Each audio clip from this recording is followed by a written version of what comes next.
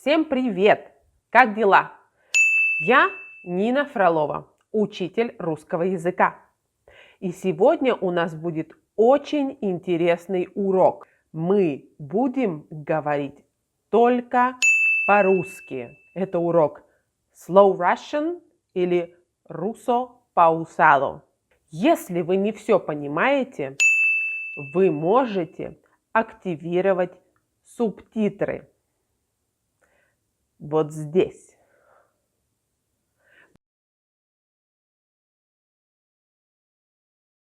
Субтитры английские, русские или испанские.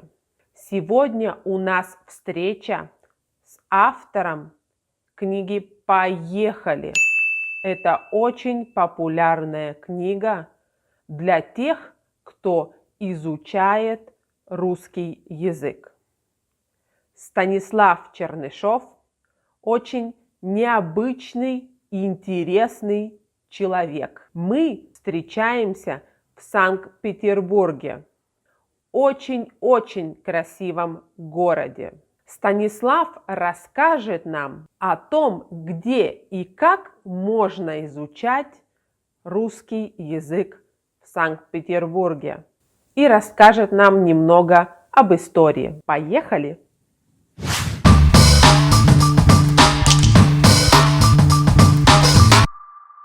Здравствуйте, дорогие друзья! Сейчас мы со Станиславом Чернышовым, автором нескольких пяти книг по русскому языку, и он расскажет нам очень много интересного о своей школе русского языка. Привет! Добро пожаловать в Санкт-Петербург!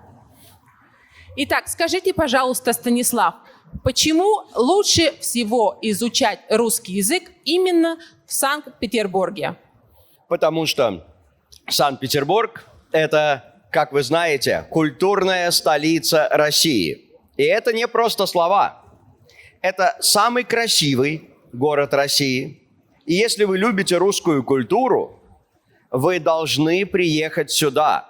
Потому что в золотой век русской культуры, в 18-19 веке, когда жили Пушкин, Достоевский, Чайковский и другие наши великие писатели, поэты, композиторы, архитекторы, Санкт-Петербург был столицей Российской империи, и центр культурной жизни был здесь. И сегодня, если вы приедете, вы сможете увидеть все это. Отлично. И скажите, пожалуйста, у вас есть школа, это ваша школа, где вы директор, где студенты могут изучать русский язык? Да, уже 17 лет назад мы с моей женой, коллегой, соавтором книг Аллой открыли свою школу в Санкт-Петербурге, в центре Санкт-Петербурга, недалеко от музея Достоевского. И уже 17 лет мы работаем там, и студенты из разных стран мира, из Европы, из Америки, из Азии, из Австралии приезжают к нам изучать русский язык. И мы сами тоже работаем в классе, в своей школе. Например, сейчас мы разговариваем с Ниной, и сейчас почти 6 часов вечера, потому что сегодня я дал 8 уроков в своей школе. Сначала в группе, а потом индивидуально. Ой, это очень много. Скажите, пожалуйста, а сколько времени идут курсы в вашей школе? У нас курсы не очень длинные, но очень активные, интенсивные и эффективные. Студенты занимаются русским языком как минимум 4 часа в день, 5 дней в неделю. Да? А некоторые занимаются 6 и даже 8 уроков в день. Но курсы обычно 2 недели, 3 недели, 4 недели. Самый короткий курс – это 1 неделя, но лучше 2. Самый длинный – это 2-3 месяца, да? Но за это время можно выучить очень много. Да, это очень важно. Сколько уровней можно выучить за один курс? Ну вот, в нашей школе примерно за 1 месяц можно получить 1 уровень, да, русского языка. И за 3 месяца с нуля дойти до уровня B1. Да, это очень интенсивно, но я думаю, очень эффективно тоже. Скажите, а где будут жить студенты, которые учатся в вашей школе? Ну, студенты, конечно, могут жить где хотят. В хорошую погоду можно жить в парке, например, но зимой холодно. Иногда студенты хотят жить в гостинице, потому что они хотят быть независимыми и хотят такой стандартный комфорт гостиницы.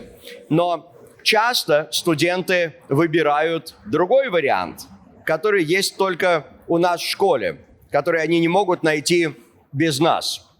Это жить в русской семье. У нас есть семьи, с ними мы работаем много лет, мы хорошо знаем их, они хорошо знают, что делать с иностранными студентами, как помогать изучать русский, что советовать. И эти семьи живут в центре города, недалеко от школы. Они говорят со студентами, они рекомендуют, что посмотреть, куда пойти, что делать в свободное время. И это очень интересный опыт. Это самый дешевый вариант жизни в Санкт-Петербурге, я думаю, очень бюджетный, но он дает возможность практиковать русский язык и лучше понимать русскую культуру и реальную жизнь. Да, конечно, изучать русский язык утром в школе, а вечером в русской семье – это вдвойне, в 2 раза более эффективно. Точно. Скажите, пожалуйста, а вот Санкт-Петербург – это опасный город? Конечно, очень опасный, потому что люди, которые приезжают в нашу школу в Петербург изучать русский, они так любят наш город, что, знаете, это как наркотик. Они потом хотят приехать еще раз и приезжают в нашу школу еще много лет, каждый отпуск. Других опасностей нет. В Санкт-Петербурге магазины, кафе, рестораны в центре работают 24 часа, поэтому всегда на улице много туристов, много жителей города. И я думаю, это более безопасный город, чем другие большие города в мире, чем, ну, например, Париж или Лондон.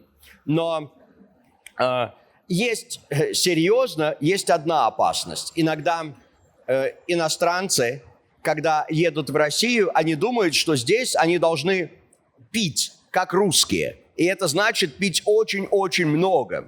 И если они пьют очень много, реально больше, чем русские, да, иногда с этим есть проблемы, да. Но если вы знаете меру, все будет хорошо.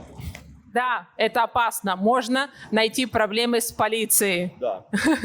Окей. Большое спасибо, Станислав. Это была очень полезная информация для наших друзей, которые изучают русский язык во всем мире. Спасибо вам большое.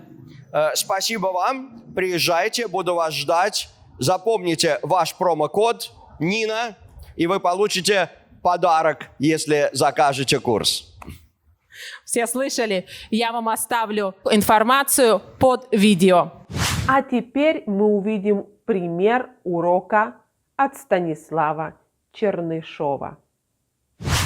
Санкт-Петербург – это очень интернациональный город. И, например, вот здесь вы видите красивую площадь, которую построили для нас 2 итальянца и 1 француз. Да? Например, вот там прекрасная арка – это наш русский архитектор Росси.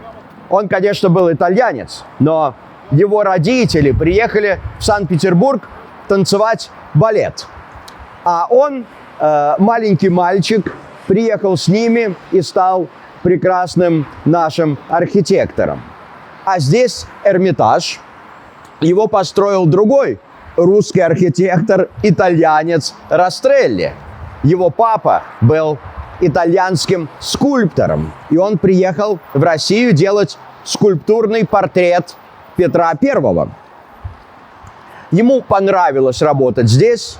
Он остался жить в Петербурге. У него было много работы, и он не платил налоги, потому что Петр I дал ему такую специальную привилегию, да, работать без налогов. Конечно, он остался здесь, а его сын стал нашим архитектором Растрелли. А вот прямо за мной колонна, гранитная колонна. И это особенно интересная история. Эту колонну построил для нас Огюст Монферран. Очень хороший архитектор, французский, но очень плохой француз. Эта колонна символизирует победу России над Францией Наполеона. Да? Это памятник тому, что Россия выиграла войну против Франции.